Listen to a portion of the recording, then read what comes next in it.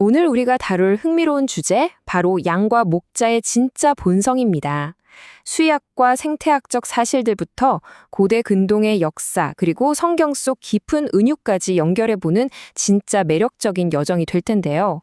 겉보기엔 그저 유순해 보이는 이 양과 목자의 관계가 사실은 인간의 심리와 리더십, 더 나아가 우리의 영적인 실존을 얼마나 기가 막히게 꿰뚫어 보고 있는지 오늘 확실히 아시게 될 겁니다. 오늘 살펴볼 내용입니다. 첫째, 양의 놀라운 현실. 둘째, 목자가 꼭 필요한 이유. 셋째, 양과 인간의 평행 이론. 넷째, 음성을 구별하는 비밀. 마지막으로 참 목자와 사꾼의 차이.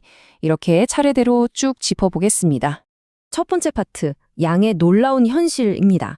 고집불통에 극도로 예민하고 무방비한 동물이라는 점이죠. 대체 어느 정도인지 한번 볼까요? 혹시 동물 서커스에서 양이 묘기 부리는 거 보신 적 있으세요? 없죠. 양은요, 진짜 극도로 훈련을 거부하는 제멋대로인 고집쟁이거든요. 생물학적으로 보면 더 기가 막힙니다. 양은 위턱에 앞니가 아예 없어요. 그냥 단단한 칩판만 있죠. 그래서 풀을 깔끔하게 베어 물지 못하고 혀로 감아서 억지로 뜯어냅니다. 그러다 보니 풀을 뿌리째 뽑아버려서 초장을 사막화시키기 일쑤고요. 또 시야는 300도 가까이 넓은데 정작 입체감을 느끼는 양안시가 좁아서 거리 감각이나 심도인지 능력이 최악입니다. 눈앞에 낭떠러지가 있어도 모르고 그냥 앞에 양만 맹목적으로 따라가요. 날카로운 발톱, 뿔, 방어수단은 말 그대로 제로입니다. 게다가 자기 배설물로 오염된 익숙한 곳으로만 꾸역꾸역 돌아가려는 파괴적인 귀소 본능까지 있어요. 능력은 하나도 없으면서 고집만 센 모습. 이거 뭔가 우리 연약한 인간의 모습이랑 너무 닮아있지 않나요? 아니 근데 왜 우리가 보는 양은 늘 평온해 보일까요? 그 비밀은 바로 마스킹, 즉 감추는 본능에 있습니다. 철저한 약자인 양은 포식자의 표적이 되지 않으려고 고통이나 두려움을 완벽하게 숨기도록 진화했어요. 겉보기에는 여유롭다 싶지만 사실 작은 나뭇가지 부러지는 소리 하나에도 속으로는 극도의 공포를 느끼면서 교감신경이 막 미친 듯이 날뛰고 있는 상태라는 거죠. 치열한 세상 속에서 약점 안 잡히려고 깊은 불안을 속으로 꾹꾹 눌러 담고 사는 현대인들. 진짜 우리 모습 같지 않나요? 자, 두 번째 파트입니다. 양에게 목자가 절대적으로 필요한 이유, 바로 진정한 안식을 위한 4가지 조건에 대해 알아보겠습니다.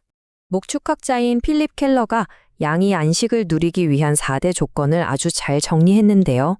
방어력 제로에 시력도 나쁘고 먹이 조절도 못하는 양이 편안하게 누워 쉬려면 이 4가지 두려움에서 완벽히 해방되어야 합니다.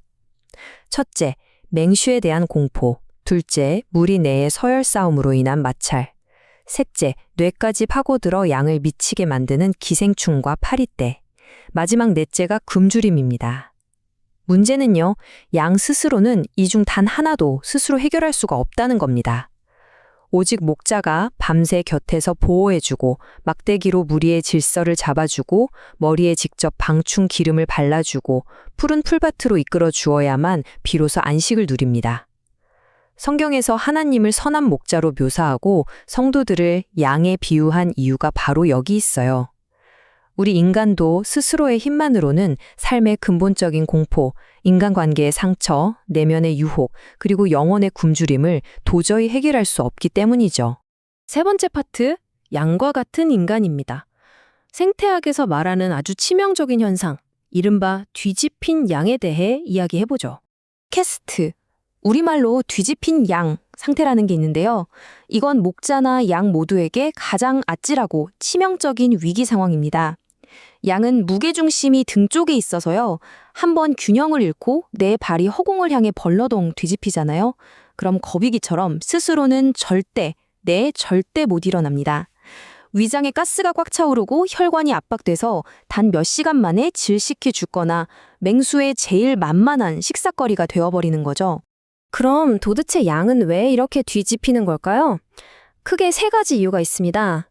첫째, 딱딱한 땅을 피해서 너무 안락하고 푹신푹신한 오목한 곳만 찾다가 쑥 빠지면서 무게중심을 잃는 거예요. 둘째, 깎아내지 않아서 똥이랑 진흙이 잔뜩 엉겨붙은 그 무거운 양털 때문이고요.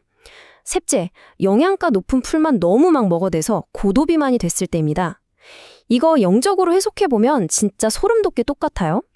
성도들이 십자가의 좁고 험한 길보다는 세상에 푹신하고 편안한 곳만 쫓을 때, 또 털어내지 못한 죄의 무거운 짐을 질질 끌고 다닐 때, 마지막으로 영적인 교만과 자만에 빠져서 난 이 정도면 충분해 할 때, 그럴 때 처참하게 무너지는 원리랑 정확하게 일치하는 겁니다. 아까 말씀드렸죠? 뒤집힌 양은 스스로 못 일어난다고요. 오직 목자가 잃어버린 양을 눈치채고 필사적으로 찾아내는 수밖에 없습니다. 목자가 질식하기 일보 직전인 양을 발견하면 어떨까요? 혼낼까요? 아니요. 급히 달려가서 부드럽게 양을 굴려 세웁니다. 그리고 땀을 뻘뻘 흘리면서 마비된 내 다리를 거칠고 강하게 주물러요. 피가 다시 통하게 하려는 거죠. 양이 스스로 중심을 잡을 때까지 다리 사이에 손을 넣어서 체중을 지탱해 줍니다. 시편 23편에 나오는 그 유명한 구절, 내 영혼을 소생시키시고, 이 고백이 그냥 한가로운 한 줄의 시가 아니에요. 죽어가는 뒤집힌 양의 다리를 피가 통할 때까지 꾹꾹 주무르는 목자의 그 처절하고 헌신적인 구조 작업을 그대로 묘사한 겁니다. 네 번째 파트, 음성을 구별하는 비밀, 양의 놀라운 음향 심리학으로 넘어가 보겠습니다. 성경 요한복음 10장 27절을 보면 이런 말씀이 있어요. 내 양은 내 음성을 들으며 나는 그들을 알며 그들은 나를 따르느니라. 앞서 양은 시력이 진짜 안 좋고 분별력도 없다고 했잖아요. 그래서 목자의 얼굴이나 체형 같은 걸 눈으로 구별하지 못해요. 대신 자기 목자 특유의 음성, 휘파람 소리, 지팡이 두드리는 리듬을 뇌리 아주 완벽하게 각인시켜 놓습니다. 이 비유에서 양은 절대적인 구원자가 필요하고 진리를 갈망하는 성도를 뜻하고요. 목자는 그들을 이끌고 구원하는 예수 그리스도를 상징하는 거죠. 고대 중동의 실제 역사적 배경을 알면 이 구절이 얼마나 소름 돋게 과학적인지 아실 겁니다. 밤이 되면 맹수를 막으려고 여러 명의 목자가 수천 마리의 양떼를 하나의 거대한 공동우리에 다 섞어 놓거든요. 그럼 다음 날 아침에 수천 마리 속에서 내 양만 눈으로 골라낸다? 불가능하죠. 근데 목자가 다가와서 자기만의 고유한 톤으로 부르잖아요? 그럼 그 혼돈 속에서 오직 자기 목자의 음성 주파수를 수신한 양들만 고개를 빳빳이 들고 앞으로 걸어 나옵니다. 낯선 사람 목소리를 들으면 오히려 깜짝 놀라서 반대로 도망가 버려요. 세상의 온갖 거짓된 철학이나 사꾼들의 시끄러운 소음 속에서도 참된 성도는 자기 내면에 새겨진 진리, 즉 참목자의 음성을 정확히 구별해낸다는 뜻이죠. 진짜 놀랍지 않나요? 자, 어느덧 마지막 5번째 파트네요. 참목자와 사꾼, 진정한 리더십의 본질에 대해 살펴보겠습니다. 그럼 우리를 이끄는 참목자와 그냥 돈 받고 일하는 사꾼을 도대체 어떻게 구분할까요? 사꾼은 양에 대한 법적인 소유권도 없고 애초에 사랑도 없습니다. 위기가 닥쳐서 늑대나 사자가 나타났다? 사꾼은 뒤도 안 돌아보고 도망칩니다. 자기 목숨이 제일 중요하니까요. 에스겔 34장에도 나오지만 병든 양을 고치기는커녕 양털 깎고 기름 짜내서 자기 배만 불리는 타락한 리더들, 그게 바로 사꾼이죠. 반면에 참목자는 어떨까요? 이 양들의 진짜 주인이기 때문에 맹수가 오면 자기가 맨몸으로 그 앞을 가로막습니다. 자기 생명과 피를 바쳐서라도 기어코 양을 지켜내는 거죠. 결국 사꾼과 참목자의 가장 결정적인 차이는 이겁니다. 자신을 희생하는가 아니면 양을 희생시키는가. 이제 동전의 양면처럼 아주 기가 막힌 역설 하나를 소개해 드릴게요. 바로 침묵하는 어린 양의 역설입니다. 평소 목초지에서 양은 어떨까요? 서로 좋은 자리 차지하려고 들이받고 똥고지 부리고 아주 시끄럽게 매 울어댑니다. 그런데 막상 털을 깎으려고 차가운 가위를 들이대거나 죽음을 맞이하는 도수장으로 끌려갈 때는요, 돼지나 소처럼 막 발버둥치며 소리 지르지 않아요. 모든 걸 체념한 듯이 어떤 저항도 없이 완벽하게 잠잠해지고 순종적으로 자기 운명을 받아들입니다. 앞서 성경에서 고집세고 어리석은 양은 보통 우리 성도들을 상징한다고 했잖아요. 그런데 이사야 53장 7절에 나오는 이 침묵하는 양, 이건 완전히 차원이 다른 이야기입니다. 죄의 무게로 뒤집혀 죽어가는 그 나약한 양떼들을 살려내기 위해서 우주의 전능하신 창조주가 스스로 가장 무력한 먹잇감, 즉 하나님의 어린 양의 모습으로 이 땅에 온 겁니다. 십자가라는 도수장 앞에서 그 어떤 변명이나 반항도 없이 입을 꼭 닫으시고 스스로 물어뜯겨 대속의 제물이 되신 참 목자의 엄청난 희생.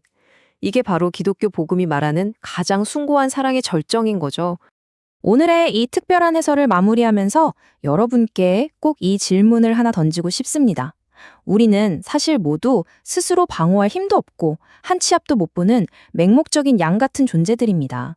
세상에는 권력, 성공, 쾌락을 미끼로 우리를 파멸로 이끄는 사꾼들의 시끄러운 소음이 정말 너무나도 많죠. 여러분은 지금 누구의 목소리에 주파수를 맞추고 계신가요? 여러분을 위해 기꺼이 생명을 내어준 참 목자의 음성인가요? 아니면 그저 듣기 좋은 사꾼의 소음인가요? 나의 영혼을 진짜로 소생시킬 수 있는 음성이 과연 무엇인지 한번 깊이 생각해보는 시간이 되셨기를 바랍니다.